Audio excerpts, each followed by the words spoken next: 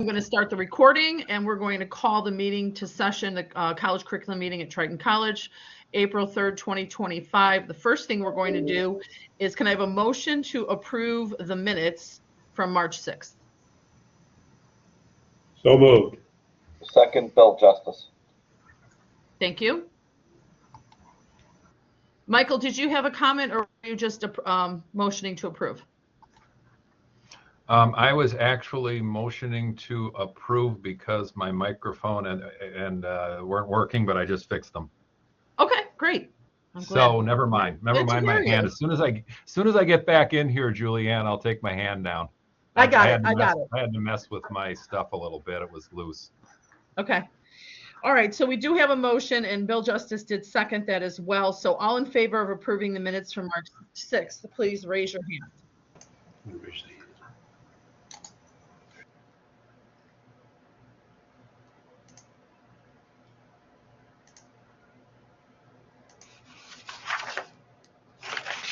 We're good. Okay, lower your hands. Any opposed? All right, minutes have passed. Moving on to our items, can I have a motion to approve item 25-30 and 25-31? They are course revisions in COT. So moved. Second. Okay, we have course revision of COT 248, construction planning and scheduling, and course revision of CO2 258, construction cost estimating. Francis, could you please update us on these two courses? Sure. So the construction planning and scheduling, we realized that the students needed to have print reading before they took that class to be better prepared to do it, because that's where you lay out a schedule and plan the construction of a project. I also took the course fee from $50 to $0. There's no extra materials that are provided to the students. We use Microsoft product called Microsoft Projects, which is on all of our school computers already. For construction cost estimating, it was a lecture of 3 hours. I'm proposing to go to 2 hours of lecture and the lab from 0 to 2 credit hours. And the reason for that is we need more time to work with the students in the classroom as a lab part to run through the cost estimating. It's a pretty complicated process of taking each building part and doing estimating. And so we needed more lab time to really make the students successful. Again, I also took the course fee from $63 down to $0 because the only thing we use in that class is Microsoft Excel. So we do cost estimating via Excel. Is that enough explanation? Yes, thank you very much. Yes. Does anyone have any comments or questions on COT? Okay, all in favor? Items 25-30, 25-31, please raise your hand.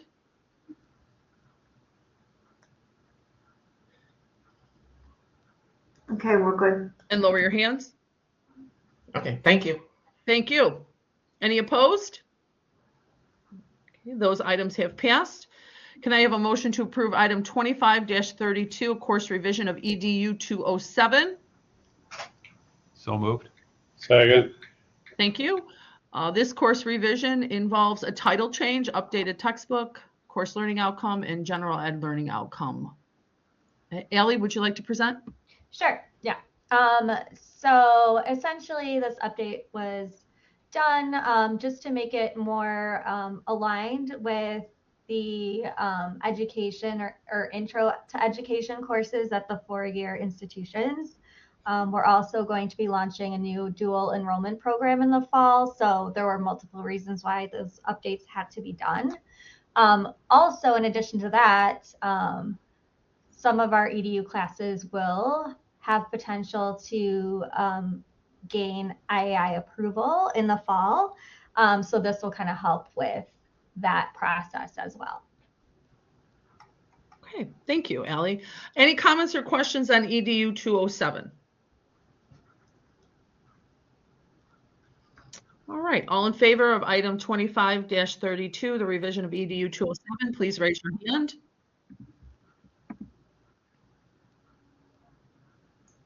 We're good. All right, lower your hands.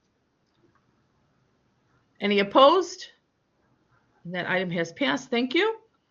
Moving on, can I have a motion to approve item 25-33, 25-34, 25-35? They are course revisions of VIC. So moved. Second. Thank you. VIC 162, digital photography, VIC 163, digital studio photography, VIC 268, portfolio for digital video. Jill, would you like to present, please? Sure. So for VIC 268, we did not have a capstone class for digital video. We have one for photography and graphic design. So we've just kind of changed that to make it more of a capstone portfolio class for digital video. And then for 162 and 163, the updated course descriptions, just to make things sound a little bit more exciting, more appealing for people to take. And then the updated GLO, we took off information literacy because for assessment, that was kind of hard to get the artifacts for that. So we're just keeping it with communication and critical thinking for Vic. And then, yes, and then like the course learning outcomes, I wanted to make them a little simpler so that they would align with the PLC committee that I'm on for the prior learning credit. So, yep, that's it. Okay, thank you. Any comments or questions on the 3 VIC revisions?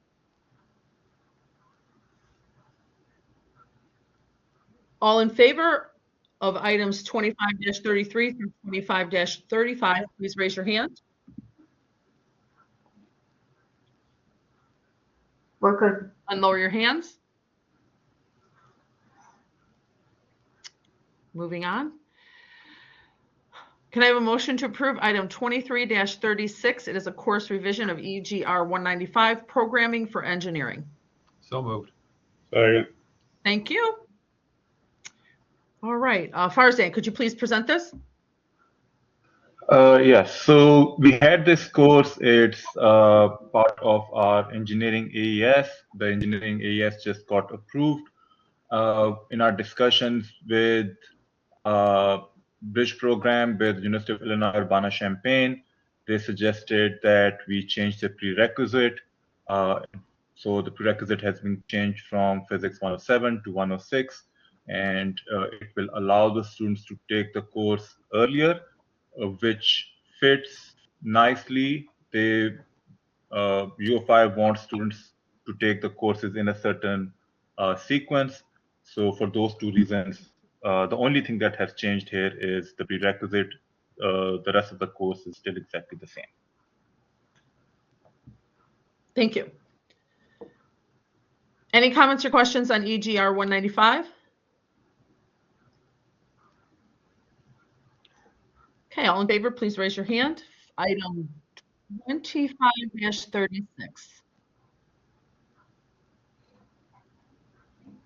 We're good. Lower your hands.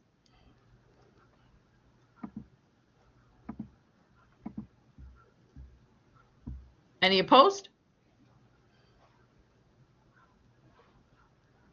Okay, that item has passed. Thank you very much. We now have kind of a motion to approve items 25-37 through 25-45. There are 9 course revisions in surgical technology. Can I have a motion to approve? So moved. Second.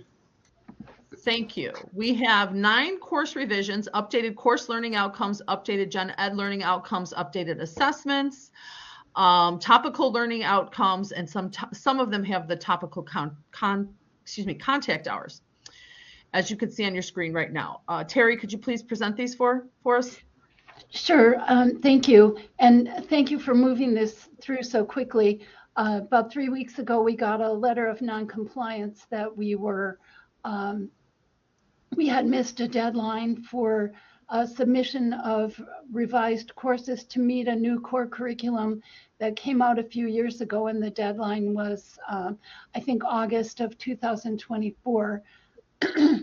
So we've been moving very quickly to bring the program back into compliance, and that required addition of some new topics like interventional radiology and a few new lab skills that had to be added into the courses. So that's what these updates represent, bringing us into compliance with the newest core curriculum, which is an accreditation requirement. Thank you. Any comments or questions on the 9 course revisions for SRT, surgical technology? All in favor, please raise your hand.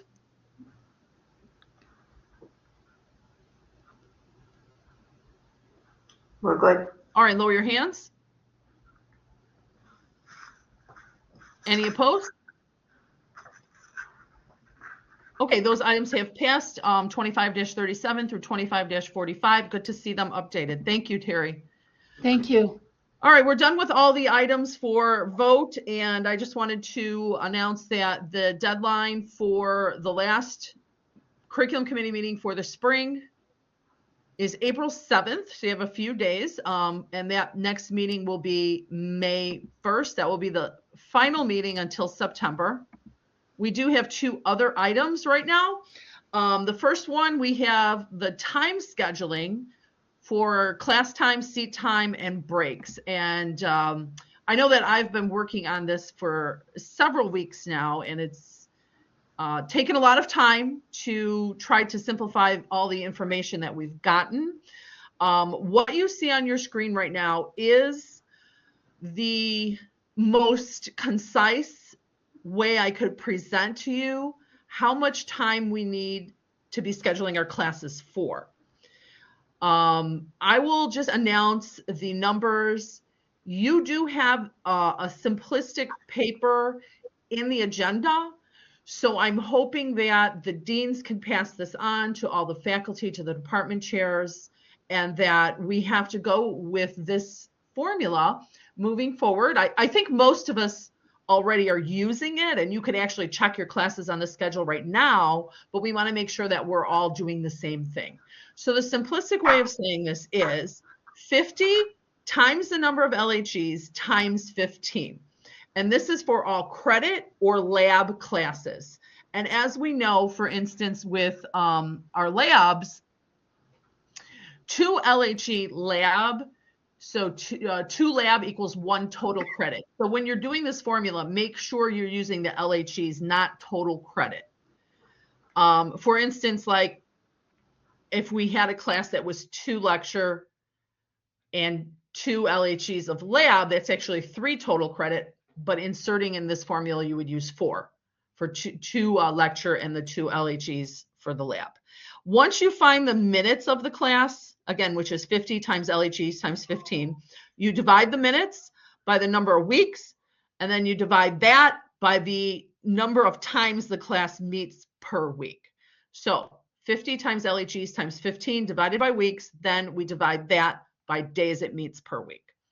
I'm going to take one break here and see if Sue would like to add anything. And we have examples and other information for you, both in the PowerPoint and in your packet.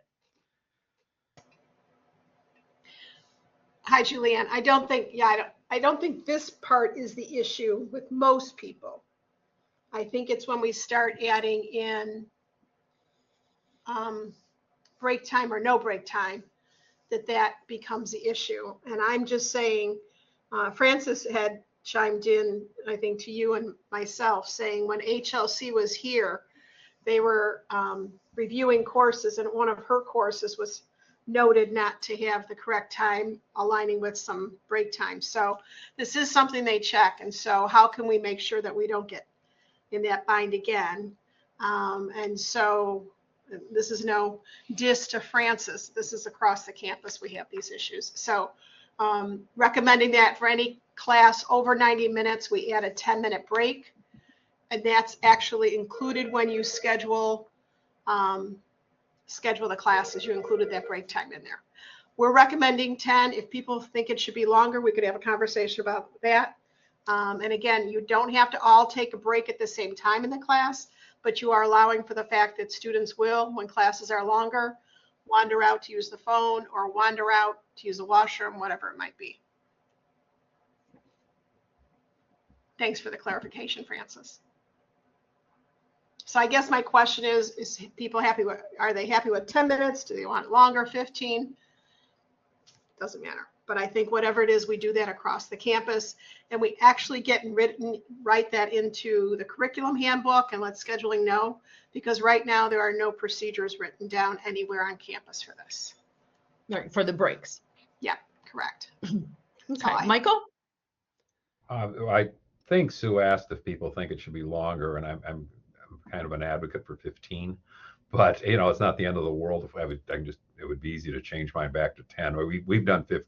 We've been doing this since before decades, and with our night classes, with us until the change in Dev Ed, we had all 3 credit hour classes. So our night classes were really the only ones we had to worry about it, and did 15, which to me seems a little more time for people who really need a break. But I'm just throwing that out there. It's not something I would fight to the death for. Okay. Farzan? So I teach a physics class. It's 7 LHEs, which means my classes are more than 3 hours long. So that's 180 minutes. And then 3 hours of non-stop physics can be a lot. So I typically give a 20-minute break. I usually ask the students up front, do you want a 10-minute break after every 90 minutes, or do you want one 20-minute break? Is that okay? Well, when the students, when you were asking them, did they say they wanted the 1 break, or did they say they wanted the 3 shorter breaks? So I was like, Or 2 we can shorter have, breaks. so I asked them if they want to take 2 shorter breaks or 1 longer break. And most of the times they ask for 1 longer break. 1 longer break. Okay. But my question is, if I'm giving them 1 longer break, am I still in compliance with this policy? Well, that would be the thing. Whatever minutes the class meets. So let's just say we had a class. I know yours is longer, but we had a class that needed to meet 2,250 minutes. When you put it in scheduling, if you are adding on a 20-minute break, then that meeting, then we have to add those 20 more minutes onto that time span. So it'd be 2,270 minutes, right? You'd have to schedule it in terms of that with the scheduling department. So we don't schedule the class exactly for 2,250 minutes and then give them a break. You have to add that on before we put it into scheduling. And that would keep you in compliance. Okay. Julianne, it would not just be adding on 20 minutes because you have to do it every week. So you'd have to multiply it by how many weeks you're meeting. Yeah, that would make sense. Yeah. Yeah. I Okay. suppose once we figured out the process, we could create some kind of graph or something to make this easy for people, but that's only if we have a consistent number we're doing across campus. Otherwise, it gets a little crazy. It's a lot of numbers. As you can all see, I just even made that error with saying only 20 minutes, but yes, it's a lot of numbers. And we want to make sure we keep them straight. Well, I heard an idea for a 10-minute break, a 15-minute break, and a 20-minute break.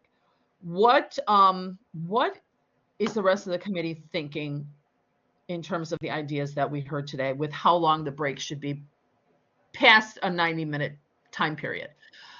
Bill? So I see I don't know what the full-time faculty contract reads, and that's why I'm going to portray this. So our contract states 50, out of a 60-minute period, you're working 50 with a 10-minute break.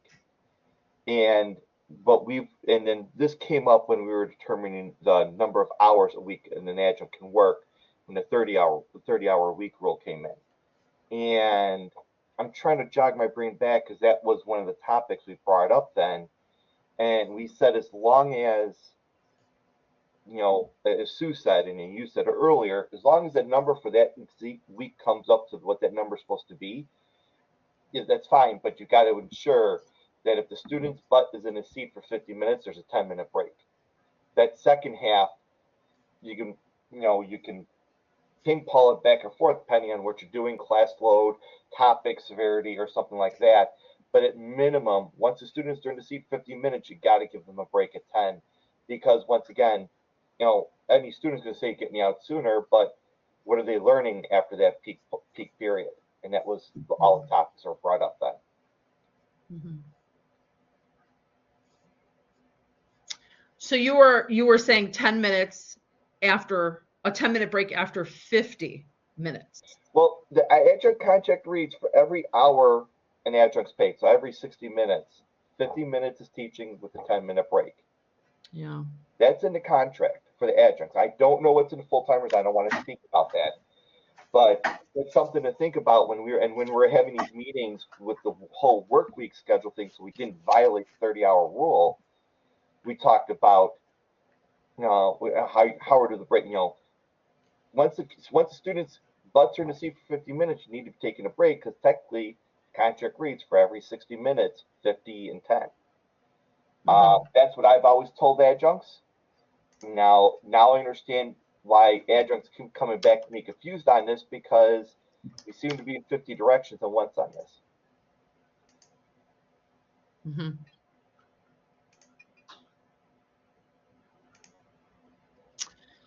Okay, I'm not sure if anything is in the full-time faculty contract on this particular. I am all but certain there is not, Julianne, but that's not surprising because the full-time faculty, of course, is a different kind of contract. But I'm quite certain there's nothing in there like that. I would agree with Michael. There's nothing in the full-time faculty because we were trying to look to create a policy off of the full-time faculty, and there's nothing listed there. Mm-hmm. Okay. Well, I wasn't expecting that particular idea. That I need to look into a little bit more about the adjunct contract. So I need a little bit more time to contemplate this because going into this meeting, I really thought 90 minutes was the threshold we were going to do a break. What concerns me, I guess I didn't realize it was the adjunct, but I mean, my department has many Tuesday, Thursday class, hour 15, and we do not give breaks for an hour 15. We just don't. Julianne, I just did a search of, and Bill, maybe you have a better word I can search for. I just searched the adjunct contract for minutes and nothing shows up. It's more about how they can get their conference hours. It's no, not hold about on. the classroom time. We actually check Article 1 or 2. It's under the definitions. Michael, did I see your hand up? I'm looking right now. You did, and then you said exactly what I was going to say, which we have those hour 15-minute classes. A lot of us were 3 credit hours, and I've never heard of a break being needed. But then again, those teachers would get 15 minutes between their classes. If a class ends at 9:15, they probably don't teach again until 9:30. So I guess one question would be, does it have to be right at the 50-minute mark? And I didn't know this either. So this is something that we'll have to see what the exact language is and see what can be done. Sue, on page, So on the contract, I'm sorry? Sue, page 6, number 11. Yeah, but that doesn't say minutes. It just says contact hour means 50 minutes. Okay. Plus time spent in the classroom each week. So we understand. We are agreeing to that. That's Okay. Carnegie hours. That's when we were doing the talking of all this, that's how we portrayed it out. So that's all we have is that part in there. But I'm going to interject and just give. It's great if we give the options to students, and in the fire world, when we do all these fire training classes that are 40 hours long and whatever, you give some the opportunity. Oh, we're just going to go past the breaks and learn. It's great. But once you hit 50 minutes, the squiggle factor comes in. They're squiggling around. They're not paying attention. I get it ends the class faster, but in reality, we're not helping learning. We're hindering learning by that. 50 to 50, 10 minute, whatever the number is going to be, you've got to remember what learning is really happening after so many minutes. Yeah, at what point? Right, and that's what we're aiming for here. Like if we're not saying for a 90-minute class you teach 90 minutes, then you take a break. We have a 90-minute class, and you could certainly take the break at the 45-minute mark. But we got to make sure then that the class is being held 2 consecutive, 45-minute, not consecutive, but for 2 45-minute halves with the 10 minutes in between. But we can't have the class running 80 minutes and then a 10-minute break. Correct. So we're just going to make sure that when we decide on this number, that that's being utilized consistently, across campus. Michael? I think another thing we have to look into then is, are we going to have a policy that the break must be taken? Because I know my night faculty tell me the students beg them to, skip the break and leave it, instead of leaving it, if the class is scheduled to go from 7 to 9:45 because I've put a 15-minute break in there, the students say, can we go straight through and go till 9:30? Of course, and now if this has already come out in another meeting, then does that mean no one can take a bathroom break? Yeah, it gets complicated. So Right. on the other hand, I don't think any of us would make somebody wait for that if we said, no, the break's not for 20 more minutes. But I think we do need to consider, if this is something important, something that we could be in trouble with the HLC, then I think we have to decide if that's okay, or if we have to, if there has to be, and I'm really thinking about the HLC here. Is this something we have to just have the minutes in there, or you can't take the break, or is the break absolutely required? That's the part I don't understand right now. Okay, I'll let Sue comment first, and then if it's not covered, then I will.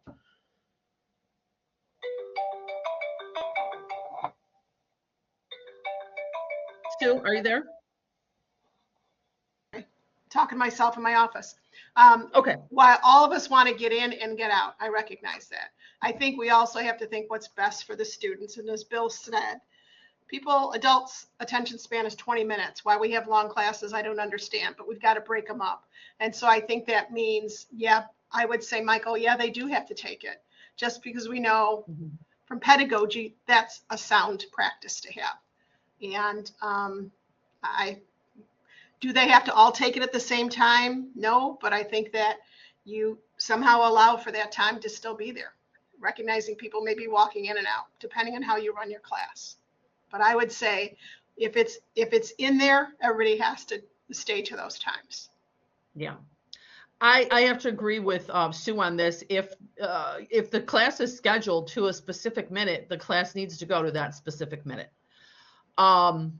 We shouldn't be letting them out early, because they're paying for a particular time period with the teacher. And although 95% of them want to get out early, you may have that 5% that are like, no, I paid for this to go this long and I need this much amount of instruction. And then we have many of them through the accreditations, like they have to be in the classroom that long. Julianne? Not just for university accreditation, but also if they're earning certificates and items like that. I know in my lifeguarding class, we have the Red Cross mandates that they be there for a specific period of time. So we don't have the luxury of saying, oh, just, we could let you out from Triton's viewpoint. But what if there's, certification entities that are mandating that time as well? So I would say we need to have them in the classroom that period of time, whatever's in scheduling. Michael? Yeah, I just want to clarify that my faculty that's doing that are not doing less seat time. They're doing the full 150. They're just doing it straight through. And I asked because I'm not someone who would oppose a policy like that. I don't really like that when it happens, but there's never been, to my knowledge, anything that would say you can't do that, because if they start at 7 and go to 9:30, they in fact have covered the seat time for a 3-credit hour class, that's meets once a week for 150 minutes. They've done it. So this isn't a matter of less seat time. It's a matter of basically taking the break at 9:30, and there's everyone going home, which is again what they want to do. So if this is something that shouldn't be happening, I think we need to look at that as part of this too, because I know it goes on a lot. And I know it's usually not the instructor, it's usually the students that want this and push for it till the point where the instructor just says, well, okay, we'll do it that way because you're all making such a big deal about it. And I think, I got to tell you, when I was a student, this wouldn't have happened, because so many of my I never have, but so many of my classmates smoked. And, I remember I used to laugh because if the instructor started going over past the time for the break, they would take out their packs and kind of start waving them. But now they can't smoke on campus anyway, even if they do. That I guess maybe that's why they want to get out as soon as possible. I don't know, but that's all changed. Well, that made me laugh. Good. We need that sometimes, Julianne, but it's true. It really is true. But anyway, I just wanted to make sure to clarify that my faculty who have done this in the past, pretty much under student pressure, and they're certainly getting all the class time in. That's it. It was just it was taking the break at the end of class. That's basically what they were doing. Yeah. Okay. Thank you. Sue. I just wonder if you make the policy to just take the weight off of the adjunct to have to be the heavy on that and just make it an institutional policy. Sometimes it's easier at that point in time. But I think that's my last word on this. Well, by saying that institutional policy, I mean, we could certainly, we'll just revisit this, I think, in May, just to give everybody a little bit more time to think about it. We could craft certainly language that indicates it's required. But does that, I mean, we could document that in the curriculum committee handbook, but does that need to go on any board policy or anything, Sue? I don't believe, am I on? Sorry. I don't believe I that's can on hear a you. board policy at this point in time. If it was, we would have reflected it more trying to figure this out. I think the fact that it's not on a board policy, it's not in the contract, it's not in the curriculum handbooks, is why we're at a loss really how to proceed. And that's why we were trying to get some standardization at this point in time. Okay. I think the board policy just reflects the 50 minutes per hour for lecture hour. Well, I mean, I'm still okay with a 10-minute break if the class runs 90 minutes or more, but we could certainly hear other ideas. I know I heard one for 15 and I heard one for 20. I'm still proposing the mandated 10. I think, again, we'll revisit this in May to give us a little bit more time, but I would like to finalize it by May. If anyone in the committee would like to send an email to the entire committee, if you differ from the 10-minute break, then do so within the next week or two, so we have time to deliberate that. And we do want to finalize it potentially by the next agenda planning, which is at the end of this April, so that we're not carrying this on for several months. But if you find anything differing that it needs to be different than 10, bring that to our attention. John and then Latrice. John, if you could put your mic on. I'm sorry, I didn't mean to raise my hand, but I do have a perspective on this anyway. Okay. I think that if the policy can be that, you know, you have to have this minimum amount of seat time and leave it to the discretion of the faculty member to decide how they're going to do breaks. I generally do 10 minutes for every hour. So I have classes that go 3 to 5 hours sometimes in a day. And sometimes I miss breaks and students will remind me. I allow students to go to the bathroom if they need to. You know, biology doesn't always fit with a time frame. So I allow my students generally to come and go as they please. And I kind of pay attention if students are taking, you know, too long or whatnot, because they need those competencies and whatnot. Maybe because of the nature of allied health training, I'm a little bit more cognizant of that kind of thing. But I am pretty confident my students get the class time and they do get break time. Not that I'm, you know, paying attention to it to the very second, but I have a general sense of, you know, what amount of time we're spending, you know, in class and allowing students time to kind of, you know, decompress or go to the bathroom and get something to drink or what have you. And I would just be inclined to leave it, because any system can be gamed if that's what people are motivated to do. So if we encounter, apparently a couple years ago, somebody discovered, oh, you're not in class long enough. You know, and it's not just Higher Learning Commission, it's also Veterans Administration have policies where we can lose some of those financing for students. So it is an important issue, but I don't know if this has been discussed before, but other than somebody commenting about a couple of years ago, I think it was Francis, what has really brought this to the forefront?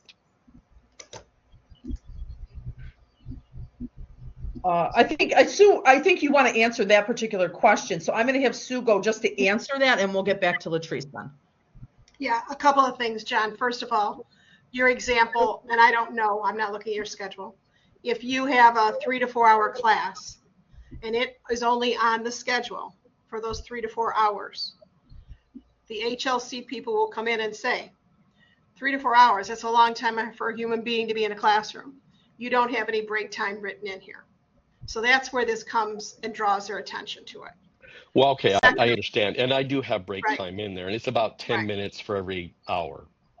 But then when you put 10 minutes per an hour, and I'll just call out Michael used 15, then that starts to raise the red flags of how do you know what people are doing? And I will tell you, I have noticed on the schedule people with long class times that only are scheduled for the exact minutes, and that will draw attention. So that's why part of this is brought forward. Second of all, as we start to move to a variety of format of classes, 16, 12, 14, 8, 7, Julian does 2 at intercession. We have so many different variety of variables. If I could say there was a software in scheduling that's calculating that for us, I would be less worried about this. But there is no software scheduling that does that, counting the time, which means we're dependent on when a course is submitted to scheduling that it's counted out correctly, because they are not counting every one of those courses. So that's why we have to make sure our faculty are all doing something uniformly. Otherwise, it's kind of crazy. But really, the standard is 10 minutes. I mean, it's a 50-minute class period per hour. So you Correct. need to incorporate 10 minutes in there. And that really is the standard, correct? Well, that's how we count time. And in a regular class, you'd say, okay, you got 10 minutes passing if you were taking a class every hour, which I don't know how many of our students do that. But as we've pointed out, we've got a lot of classes already that are an hour and a half. So you've lost that 10-minute passing time. You've got to add some additional time. You know, also when we think about a student's life, a lot of them want to get on campus and get off campus quickly because they go to their other lives. And so how do we account for that? So yeah, I wouldn't advocate a half an hour break because we're breaking up the classes too long. But I think the human condition is we need to break from the class to clear our minds, to resettle, and to do biological functions, or can't smoke a cigarette, maybe want a chocolate bar. Okay, so whatever that might be. So it's a couple of reasons why this is coming to head. But Susie and I have had this conversation, and she has searched and I have searched. We've got nothing in our books on this. So Okay, thank you. that answers those questions. Latrice? Yeah, I had 2 questions, and I concur with what John was saying in regards to the 60 minutes. Every 60 minutes is 10 minutes break. But is this going to be for all courses, labs, lecture, and also clinical courses as well? And the reason I'm asking that because in the nursing, the minimum that we have some of our courses that meet twice a week, and they are 90 minutes in those sessions. But a lot of our courses, our lectures are 3 hours because they meet only 1 day a week, and we only go 8 weeks. And then our clinicals, some of our clinicals, we have 8-hour clinicals, 10-hour clinicals, and even 12-hour clinicals. So that needs to be definitely solidified on what the break time is going to be. Well, I admittedly say that the clinicals sometimes are challenging for me to decide on, but I would be confident in saying any regular lab and any lecture, we're going to come up with a policy that it's going to be mandated, whatever the break would be. I say it's still 10 minutes, that would be mandated to schedule that into the class period. Sue has more experience with the clinical labs. So that is something that we will need to contemplate. Yeah, I would just say for clinical lab, part of the role of clinical is learn to become a professional in that world. And so it will not fly in the middle of a case if you have to say, oh, it's time for my break, because you're not looked as a professional and people will not be looking to help you at that point in time, because it speaks to dedication of being there. Sorry, that's real world language. So we have never, in my 21 experience with health careers, scheduled breaks. Obviously, if they're there for 8 hours, they get a lunchtime, and then whatever they follow the department's rule as far as breaks. And I think clinicals, for my 29 years of teaching in clinicals, they've always been very generous with the students, allowing them to take more breaks than actually the workers are able to get. So. Thank you. Michael. Thanks, Julianne. I'm just simply going to withdraw my 15-minute suggestion. It's clear that the majority of the committee believes 10, so that's fine with me. And I can just, once this becomes, policy, I can just change my end time to 9:40 on my night classes. Got to check my own 90s too and make sure they're okay. So yeah, you don't have to worry about. Well, I can't speak for the person who said 20, but for the 15, you don't have to worry about it. I'm going to just withdraw that and say, yeah, let's do 10. Well, I mean, it is possible, Sue, that if we say it's mandated to have a minimum of a 10-minute break if the class goes longer than 90, could then the department chair schedule, as long as it meets the minimum, could the department chair then say, okay, I want a 15? Is that a possibility, or would you rather not have that option to do more, but a minimum as required? I've not done the math, Julianne. I'm always concerned about when you have a class that goes 10:05 it finishes. That means, and I have no idea what the math would be, Michael, if you did 10 or 15, but let's say a class, if you did the math between 10 and 15, does that prohibit the students from jumping into a next class that starts on the hour? I think we would have to play with the numbers with a few examples, Julianne, to see, does that 5-minute differential make a difference at all or not? I'd be spitballing now to say if I knew that answer. I truly do not. So that's all I'm cognizant of. Does that throw the student into, they can't take another class for a lot of time? Michael? Yeah, that's a really good point, Sue. I hadn't thought of that at all, because it would not affect my department personally, but as I schedule the scholars program students, I can tell you how frustrating it is when they need a science and math class and they can't take them both because one ends at 1 o'clock, one ends at 1:15, and the other starts at 1 o'clock. So that is something we have to look at. I mean, that won't in mine. It's not going to really happen with because most of mine are at night, and so they just they're with me. They were ending at 9:45. Now they're going to end at 9:40. The ones I'm thinking of, but that's a really good point. We'll have to watch that. Julia, maybe we just have to play with numbers and see is there a big difference or not. Okay. All right. We will revisit this then in May. Anyone else who has ideas between now and within the next week or two, please email the curriculum committee. If all else fails, email me and I could disseminate that information to the rest so that we could come up with the solution in no later than the May meeting. We're going to move on to the final other item I have here, which is, I thought I had another slide on it. Oh, the 296. So for 296 courses, this came up this spring already. We can run a 296 special topics course. This would be for any new topic that a faculty member would like to basically try out before putting on a new course proposal. We could run a special topics course, and it could be offered only twice in a 3-year time period. After 2 offering, it has to be run through curriculum with the new course form. So we can't continually offer, say, I'm just going to go with we did this kickboxing. We had a kickboxing class that we tried. We could try it once, we could try it twice, then it has to become a course. We cannot offer 296 kickboxing for 5 years in a row. Because it's pretty simplistic, but that's the math.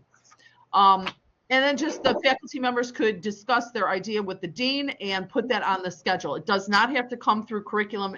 If your department has a 296 course, you could put that on the schedule. And then if it does well and it looks like it is going to be a hit, we'll just make that a new course. Are there any comments on that? Julie and I would just go ahead. I'm sorry to put my hand up. It's a face-to-face class. I don't think it's offered online if it's a 296, my understanding. Okay. I could be wrong, but I think that's the history behind that. Okay, thanks for pointing that out.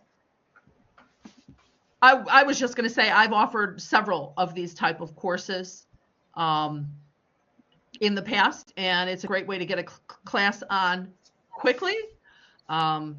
I would just say for the faculty members, make sure you have the syllabus thoroughly written out prior to proposing that to the dean so that we have documentation of what will be taught in the course. Any other comments on the 296s? All right, and make sure you remember no more than 2 times in 3 years. That's all we have for our agenda. Does anyone have anything that they need to bring up or topics or concerns? Okay, then I will propose concluding the meeting at 3:18 p.m. on April 3rd. Can I have a motion to adjourn? So moved. Second? Okay. Thank you, everyone. Have a good evening. Thank you, Julianne. Thank you.